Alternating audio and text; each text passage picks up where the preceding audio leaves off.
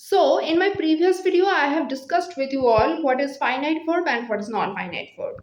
And in that video, I have told you that non-finite verb has been divided into three parts, rather three categories.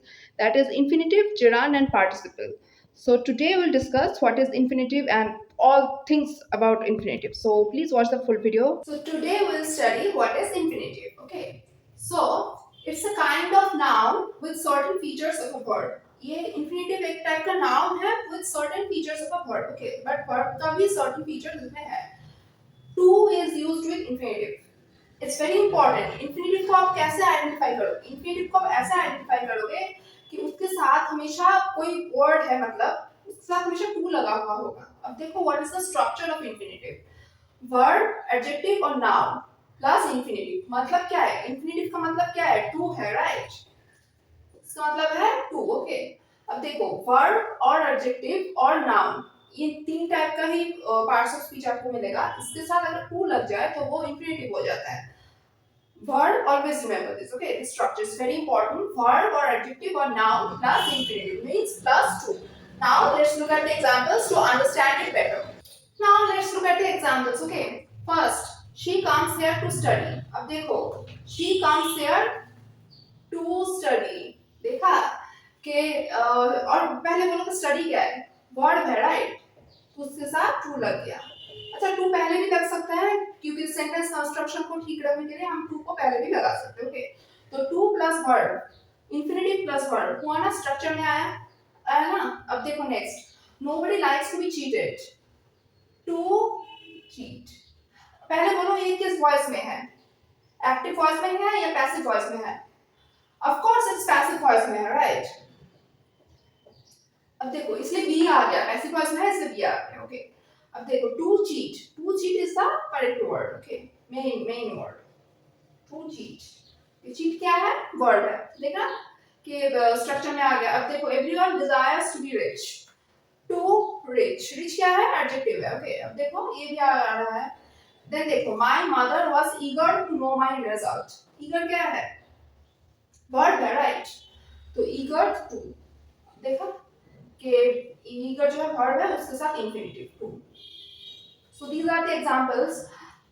You should also consult your own grammar book to understand it better. Okay, अब देखो कौन सा word है जिसके साथ to हमेशा होता ही है. Now let's look at those words. Now देखो some words and adjectives that are followed by infinitives. अब देखो ये जो सारे words और adjectives का नाम मैंने लिखा है इसके साथ हमेशा इंफिनिटिव होगा. अब देखो these are the verb and adjectives. Okay, agree, happy, desire, need, dare, hope, expect, want, wish, refuse, eager, fail, glad, happy, easy, deceive. तो ये जो सारे वर्ड्स है इन द सेंस वर्ब्स और एडजेक्टिव्स का नाम मैंने लिखा है तो इसके साथ हमेशा इंफिनिटिव होगा. Now let's look at the 3 or 4 examples based on these words, okay, to understand it better.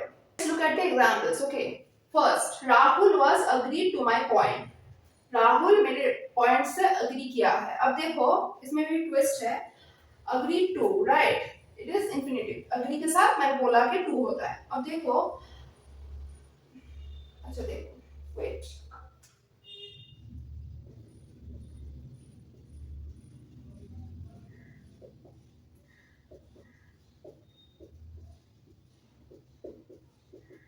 यहाँ पे ये फ्रेज भी सीख लो.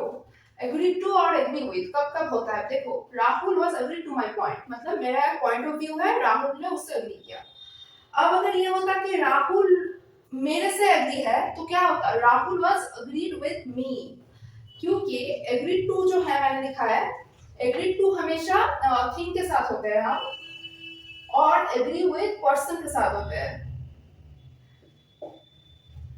अगर मैं बोलती कि Rahul was agree to Raj point of view तब ठीक होता. बट अगर मैं बोलती कि Rahul was agree to Raj तब गलत होता, बिकॉज राज एक पर्सन है, उसके साथ एग्री विद होगा. पर्सन के साथ हमेशा एग्री विद होगा. कोई पॉइंट ऑफ व्यू और कोई थिंग है तो उसके साथ हमेशा एग्री टू होगा. Okay, Rahul was agree to Raj point of view, ये ठीक है. And Rahul was agreed with Raj, ये भी ठीक है. ओके, अब देखो next example. I want to eat dairy milk. जिसकी मैंने बताया कि want to होगा infinitive, right? तो want के साथ to होगा तो वो है। अब देखो नेक्स्ट एग्जांपल देखो, I fail to understand the fact of him being rude to me, fail के साथ to होगा, right? नेक्स्ट देखो, I refuse to believe the news of Prakash's death, refuse के साथ to होगा, okay? So I hope you have understand the topic. You can consult your grammar book for better understanding. So if you like this video, then please subscribe to my channel. It means the world to me. Thank you.